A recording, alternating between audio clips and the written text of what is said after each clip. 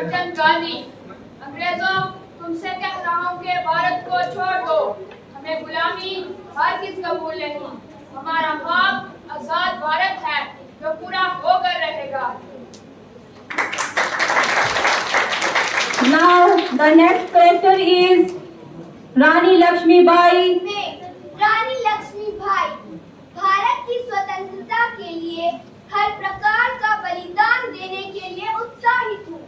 हम एक रहे तो यह गोरे चिटे अंग्रेजों से भारत जल्द खाली हो जाएगा।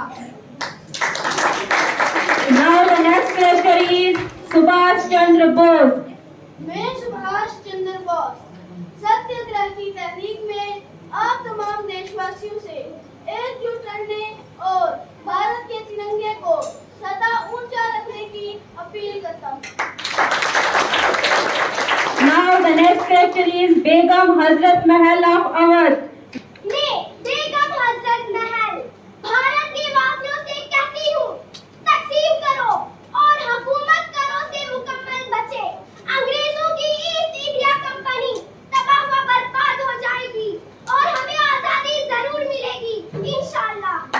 अबुल कलाम आजाद। मैं मौलाना अबुल कलाम आजाद आपसे कहता हूँ, आज अगर एक फरिश्ता आसमान की बुलंदियों से उतर आए और कुतुब मीनार पर खड़े होकर ये ऐलान कर दे हिंदुस्तान हिंदू मुस्लिम इतिहाद पर दस्तबरदार हो जाए तो फौरन आजादी मिल सकती है, तो मैं आजादी से अलग हो जाऊंगा, मगर हिंदू मुस्लिम इतिहाद पर कभी आंच नहीं आने दूंगा। Now the next character is Sarojini Naidu. मैं सरोजनी नायडू आप सबसे कायदाना सलाहियतों, वतन से मोहब्बत और भाईचारा बनाए रखने की विनती करती हूँ। Now the next character is the father of our Indian Constitution, Dr. Bhimrao Ambedkar.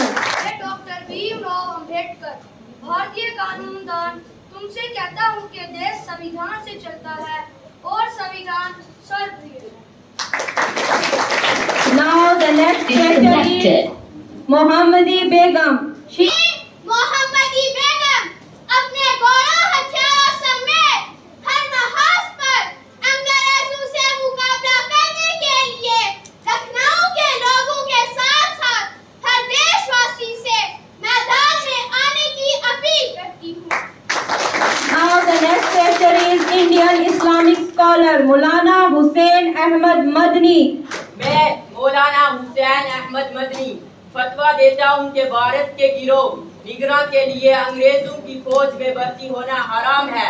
आजादी की सुबह तलू होने वाली है। हम अपने देश भारत में आन बान शान और गर्व के साथ रहेंगे। Finally, would like to call the first woman teacher in India, Savitribai Phule.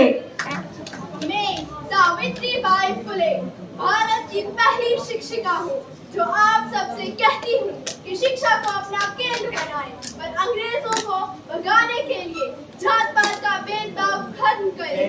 Maharashtra की धरती से पूरे देश के लिए मेरा यही संदेश है।